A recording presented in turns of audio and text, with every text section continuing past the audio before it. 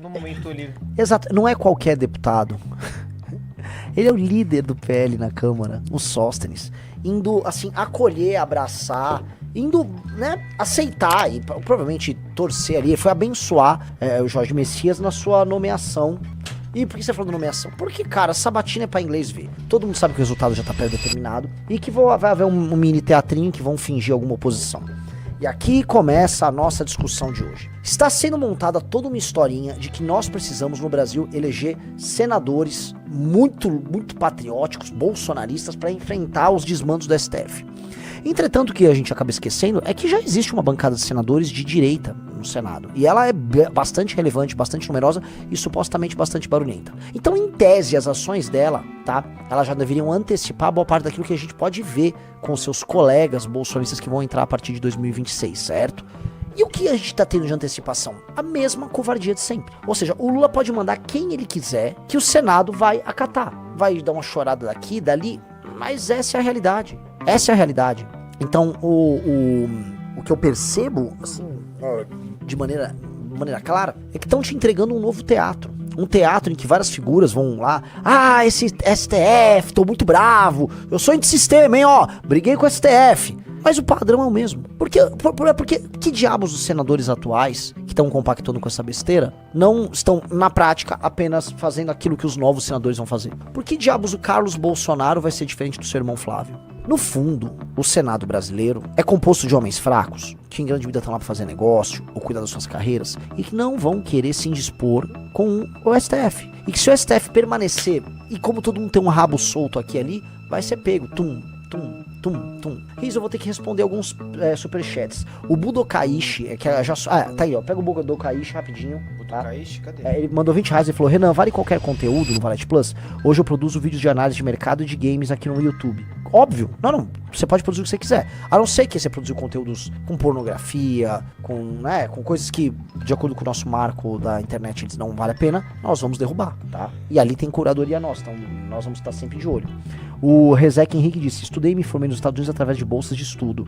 E hoje faço conteúdo sobre isso. Esse tópico que eu ganhei, óbvio, já pode começar a fazer. Então, voltando aqui, tá? Eu acho, tá, que a galera tá comprando aqui um barulho que vai decepcionar muita gente. E eu acho que talvez essa seja a última das decepções. E por que eu digo isso? Porque eu percebo uma derrocada monumental do bolsonarismo, tá? É uma derrocada triste, lenta, que acontece de maneira paradoxal, porque o senhor Flávio Bolsonaro, ele não está mal nas pesquisas, né? E na verdade seu número reflete no fundo a rejeição ao Lula e o recall da última eleição, e não vamos dizer, a qualidade moral, técnica ou política do senhor Flávio.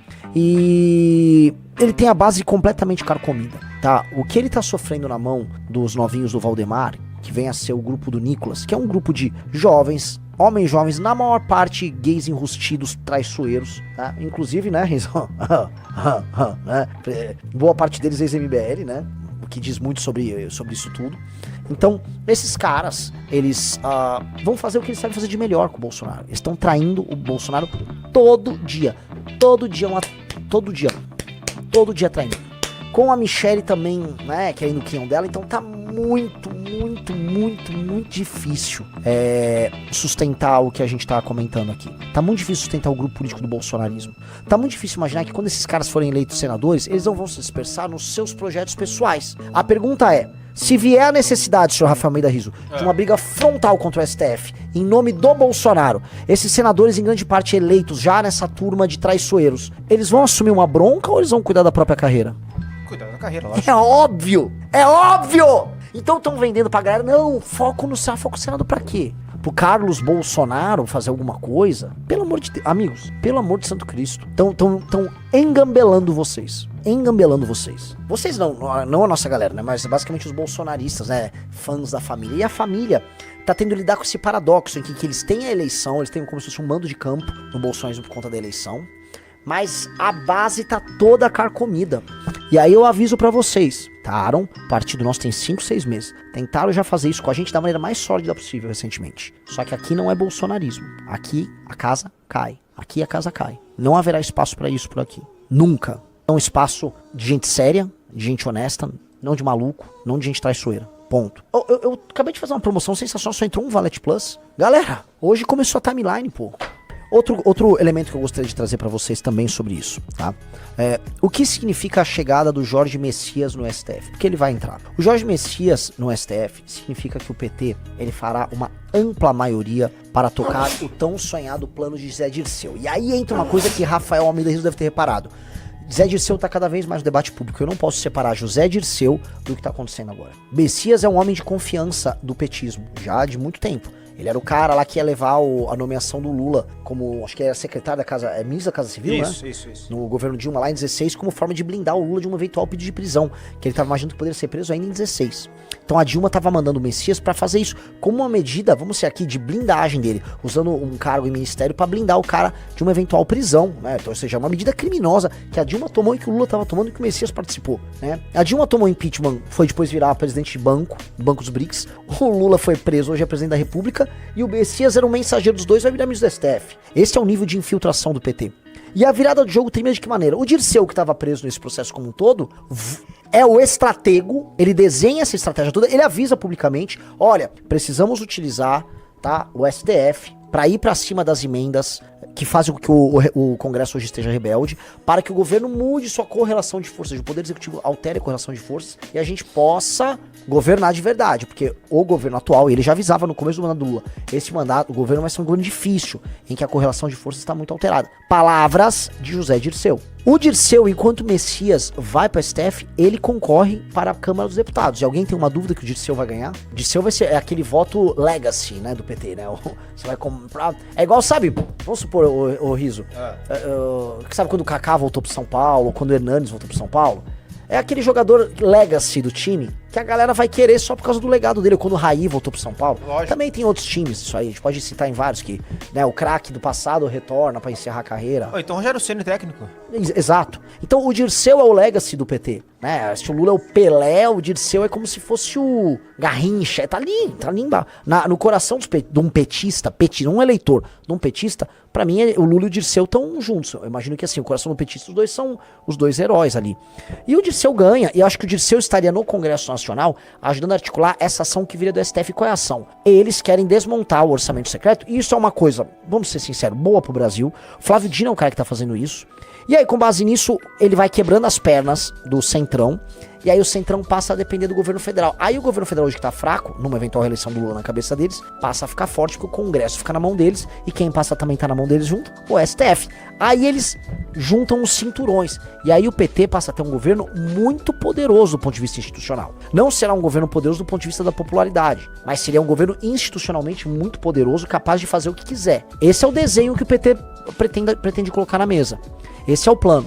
Então qualquer um na direita que dispõe de partido político, como é o caso do Valdemar com o PL, tá? Deveria estar focando, já pensando no médio prazo, em evitar que esse plano possa acontecer. Mas não há foco nisso. O Valdemar da Costa Neto, meu colega presidente de partido, tava elogiando a nomeação do Messias. É só o Riso procurar. Ele elogiou. Ó, tô vendo a galera postando no Valete Plus enquanto você tava vendo, que orgulho. Galera, mano, fazendo seus primeiros posts. Agora sigam uns aos outros, faz aquela coisa. Né, vou seguindo um ao outro, vai criando... Vamos lá. Tem aí o vídeo, ou não? Que bota ali, desmascarou o Jorge Messias. Vamos ver o que é a desmascarada que o Rogério Marinho deu. Cadê? Ali, esse perfil aí. Falou aí sobre liberdade. Repetiu esse termo em diversas oportunidades.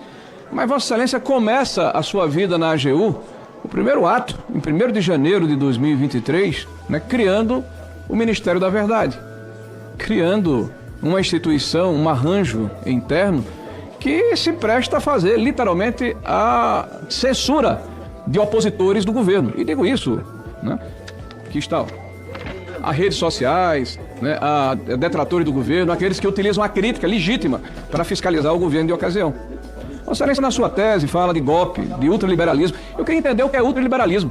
Me parece mais um jargão, uma palavra que é colocada entre iniciados, que tanto Temer como Bolsonaro são ultraliberais, que a reforma da Previdência é draconiana, que a agenda econômica de Bolsonaro instituiu garantias legais aos capitalistas. Me parece um jargão utilizado né?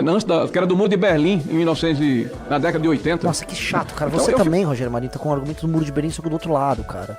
Qual a utilidade dessas coisas? Tô pegando as contradições desse esquerdista, hein? É óbvio que ele tá sendo pelo Lula. Só que é o seguinte, vocês estão deixando passar. Aí faz um discursinho só pra jogar pra base. Falei verdades inconvenientes, hein? A essa ele não vai resistir. Já cansou. Isso já cansou. Quer ver uma pessoa que fala sério sobre esse assunto? Esse cara aí, ó. Cargos e 12 bilhões de reais para que o Senado aprove o Bessias. E atenção, esse vídeo não é sobre o Bessias. Lula quer colocar seu menino de recados, o Bessias, no STF. Lembra dele? O famoso Bessias envolvendo a Dilma e o Lula? Lula, deixa eu te falar uma querida. coisa. Seguinte, eu tô mandando o Bessias junto com o papel pra gente ter ele e só usa em caso de necessidade, que é o termo de posse. Pois é, esse cara muito provavelmente será ministro do STF e vai contar com a incrível ajuda do PL, sim, do PL do Valdemar da Costa Neto e do Flávio Bolsonaro. Presta atenção. Todas as informações que eu tenho do Jorge Messias, ele é lógico, é Lula fechado, é PT fechado, mas é um camarada de bem. É um camarada de bem. Valdemar da Costa Neto, presidente do PL. Quer continuar vendo ou não? E não é só a fala do Valdemar. O próprio Flávio Bolsonaro, conforme as notícias demonstram, teve suas reuniões junto com a turma do governo para ver se aprova ou não a nomeação do Bessias. O que tá pintando aqui é mais uma dessas supremas marmeladas que envolve direita e esquerda, todos juntos em nome da impunidade. Essa turma quer fazer você crer que você precisa eleger o Carluxo pro Senado e toda sorte de picareta e mamador que vão fingir que estão lutando contra o STF enquanto apoiam todas as nomeações do PT para a Suprema Corte. Nesse instante, o Bessias não dispõe de tantos votos no Senado, mas que infelizmente conta com votos também da dita direita para chegar lá no seu sonho almejado. Nós precisamos barrar isso e eu conto com você. Vamos fazer pressão nos senadores, inclusive nos direitistas antissistema, para que esse absurdo não aconteça. Já compartilha esse vídeo porque esse absurdo não pode prosperar. Meu nome é Renan Santos e eu sou pré-candidato. Pessoal, é o seguinte, vem aqui nesse vídeo, clica no coraçãozinho aqui, ó. Depois nesses flechinhas aqui, ó. Isso é muito bizarro. Essa história toda é bem grotesca. E eu acho, tá? Que assim, foram 3 nomeações do Lula, até agora, né? Ele nomeou o advogado dele, e aí disseram, não, tá tudo bem. Se eu não me engano, ele era cristão, né? Tinha um lance que ele era conservador.